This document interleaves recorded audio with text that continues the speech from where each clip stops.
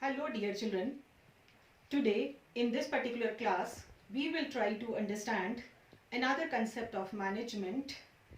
बच्चों over a period of time जैसे जैसे मेरी conversation आगे बढ़ेगी आपको समझ में आएगा कि हम किस particular concept की ओर जाने की कोशिश कर रहे हैं.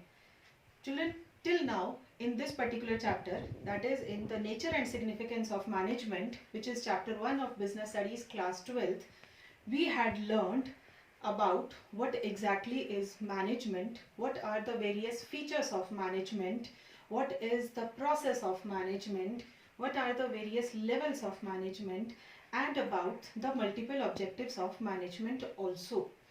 Now let's start with an activity. Children, what you can see, though it is a very small string, a mala type item. Now can you see I'm breaking this. Now what happens? As you can see, all the beads of this particular chain separated itself and it comes into a single piece. All pieces of this chain are different now and the thread is different. हम क्या समझने की कोशिश कर रहे हैं इस activity से? हम इस एक्टिविटी से समझने की कोशिश कर रहे हैं कि ये एक थ्रेड है और इस थ्रेड ने इन सभी बीड्स को आपस में बांधा हुआ था. That means this is a common thread which binds all these beads. So what will happen? What I want to convey in the management, a thread-like concept is there which binds all the functions of management, and that particular thread is called as coordination. So now बच्चों, इस thread की सहायता से हमने क्या सीखा, हमने क्या कंसेप्ट को अंडरस्टैंड किया मैनेजमेंट के, कि मैनेजमेंट में एक कंसेप्ट है जिसको हम कहते हैं coordination. Now what exactly is this coordination? As I told you that coordination is a thread which binds all the functions of management. Children, we know there are various functions of management, or rather I should say management is a process which constitutes the variety of functions of management. The first function among the functions of in this process is planning, then organizing, then staffing, then directing, and then controlling. Children, we know these are all the separate functions of management, but somewhere, to some extent, some coordination must be there, a binding force must be there, which combines or which binds all these functions of management. Otherwise, simply speaking, in an organization, there are various different departments. For example, there is a department which performs only planning function.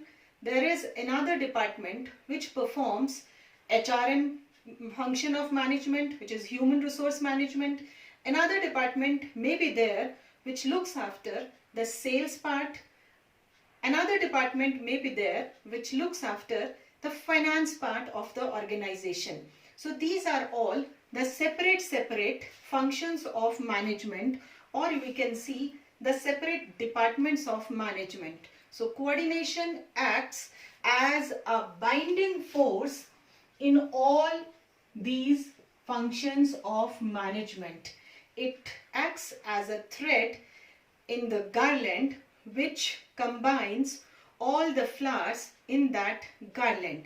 Some experts says that coordination is also acts as an essence in management. Essence is what? Essence is the flavor in any specific dish. जो भी हम खा रहे हैं या जो भी हम पी रहे हैं, हम उसमें एक फ्लेवर को अगर ऐड कर दें, से फॉर एग्जाम्पल हमने चॉकलेट फ्लेवर ऐड कर दिया. बच्चों, आपको चॉकलेट फ्लेवर जो है बहुत पसंद होता है. हमने मिल्क शेक में चॉकलेट फ्लेवर ऐड कर दिया तो डेफिनेटली हमारे अंदर कुछ एक ऐसा फील आता है कि हम कुछ चॉकलेट जो है वो ही कंज्यूम कर रहे हैं. दैट मीन्स हमें उसमें एक चॉकलेट का फील होता है, चॉकलेट की एसेंस का फील होता है, या चॉकलेट फ्लेवर का के बारे में हमें पता चलता है। तो कोऑर्डिनेशन क्या है? कोऑर्डिनेशन एक एसेंस का काम करता है। Again like management is an intangible force, like that to some extent the activities associated with management are also intangible. तो हमें कैसे पता चलता है कि एक ऑर्गेनाइजेशन कोऑर्डिनेटेड है कि नहीं है? हमें सारे डिपार्टमेंट्स के कोऑर्डिनेशन से पता चलता है। जब हमें दिख रहा है कि सारे डिपार्टमेंट इस गार्लैंड की तरह, इस चेन की तरह सब आपस में जुड़े हुए हैं, और वो जुड़े किससे हैं? एक धागे से जुड़े हैं, एक थ्रेड से जुड़े हैं। इसका मतलब सब एक दूसरे के साथ मिलकर काम कर रहे हैं। राइट बच्चों? Now children, let's try to understand what are the various features of coordination, और you can say what are the various characteristics of coordination. So first of all, as you can see, coordination integrates group efforts. Integration का मतलब again इस word का verbal meaning भी जो है जोड़ना होता है। तो कोऑर्डिनेशन हमें हमारे ग्रुप को, जो हमारा मैनेजमेंट का एक पूरा ग्रुप है, मैनेजमेंट के डिफरेंट डिफरेंट डिपार्टमेंट्स हैं, उन सबको इंटीग्रेट करने में हेल्प करता है। ये फंक्शन ऐसा है, ये एक्टिविटी मैनेजमेंट का कंसेप्ट ऐसा है जो शायद हमें दिखाई नहीं देगा। हम जिसे कहते हैं कि वो इनटेंजिबल फोर्स है, शायद हमें वो नेकेड आई से दिखाई नहीं देगा कि ये एक ऐसा पार्ट है मैनेजमेंट का जो कि कोऑर्डिनेशन है।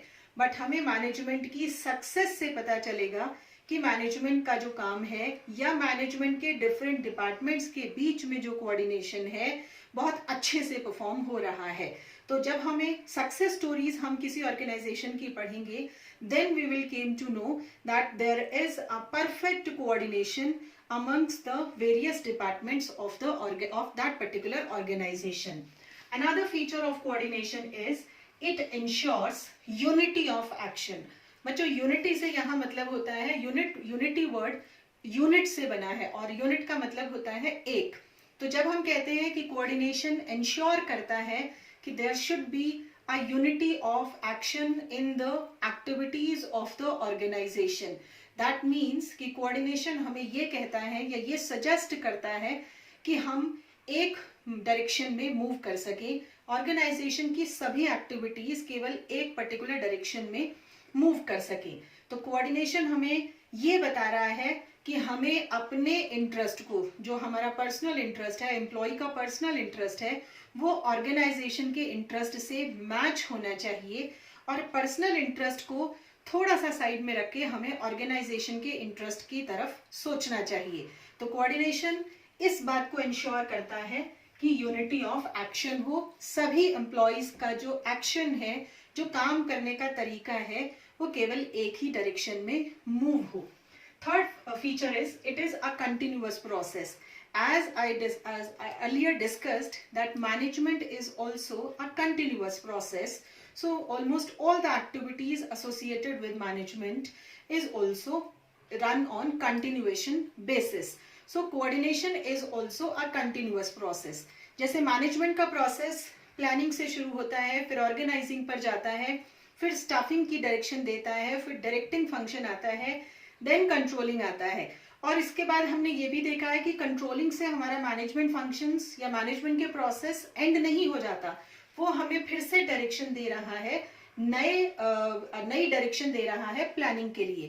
कंट्रोलिंग हमें बताता है कि क्या हमने एक्चुअल्स जितने हमने अचीव किए, क्या वो हमारे स्टैंडर्ड्स से मैच कर रहे हैं, मतलब जितना भी हमने प्लान किया क्या हमने उतना सारा अचीव कर लिया, और अगर नहीं अचीव किया तो जहां भी डेविएशंस अराइज हुए उनको हम फिर से ओवरकम करने की कोशिश करते हैं और एक नए तरीके से अपने प्लानिंग को परफॉर्म करते हैं।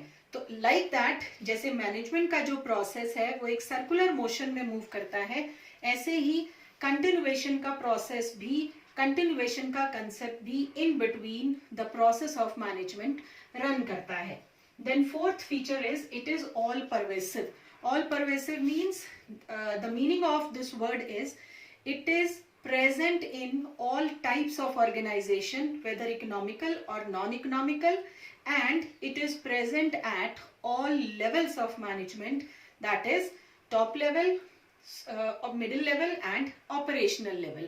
So like management, coordination is also present at all levels, as well as it is available in all the types of organizations, whether economical or non-economical. बच्चों हम एग्जाम्पल ले सकते हैं इस बात के लिए कि हम अगर कहते हैं कोई पॉलिटिकल पार्टीज हैं, से फॉर एग्जाम्पल आप कोई भी देश की पॉलिटिकल पार्टीज के बारे में डिस्कशन कर लीजिए, क्या उनका काम बिना कोऑर्डिनेशन के चल सकता है?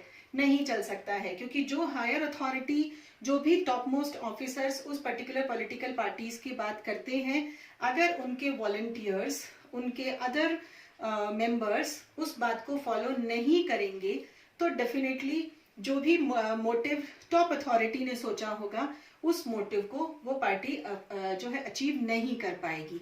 And same happens with the economic organizations also, that is with those organizations who are business organization. So like management, coordination is also required at all levels as well as in all types of organization. Then next is, it is a deliberate function. Deliberate function means it is to be done, it is not a spontaneous function. ये एक ऐसा function नहीं है जो कि खुद से ही perform हो जा रहा है या अचानक से हो जाता है. ये एक ऐसी एक्टिविटी है जिसे हमें एक फॉर्मल वे में, एक प्लान्ड वे में करना पड़ेगा. That means some managers or some employees of the organization must act as a link between all the activities or between all the departments so that coordination may be maintained at all levels and in all type of organization. So it is not a kind of function which can be done, which arises spontaneously. Rather, it is a deliberate function. It is a conscious effort done by the managers of the organization. And the last feature is, it is the responsibility of all managers. Every manager of the organization is responsible to maintain coordination, be it the coordination between top management and the operational level, or it may be the coordination between two departments, say for example sales department and production department. Simply speaking, अगर मैं example लूँ कि production department ने production करना शुरू कर दिया, units को प्रोड्यूस करना शुरू कर दिया फैक्ट्री में, लेकिन उसने फाइनेंस डिपार्टमेंट में इस बात की इंफॉर्मेशन ही नहीं दी, and over a period of time during production उनको रॉ मटेरियल की जरूरत पड़ी. अब रॉ मटेरियल की जरूरत पड़ी, that means raw material market से परचेज करना पड़ेगा. मार्केट से परचेज करना पड़ेगा, दैट मीन्स इसकी इंफॉर्मेशन जो है फाइनेंस डिपार्टमेंट को देनी पड़ेगी कि we need that much money to purchase the raw material. But हमने तो बिना ही फाइनेंस डिपार्टमेंट की परमिशन लिए या बिना ही फाइनेंस डिपार्टमेंट की को इन्फॉर्म किए हमने प्रोडक्शन शुरू कर दिया. अब क्योंकि हो सकता है कि वो एक ऐसी सिचुएशन हो जहां पर कि फाइनेंस की अवेलेबिलिटी है ही नहीं, तो उस समय पर अब हमारा प्रोडक्शन जो है वो स्टॉप हो जाएगा. तो यहाँ पर कहीं ना कहीं इस पर्टिकुलर एग्जाम्पल में हमें lack of coordination between the finance department and the production department नजर आ रहा है. तो it should be a conscious effort, it should be the responsibility of all the managers of all the departments that there should be a complete coordination between two departments.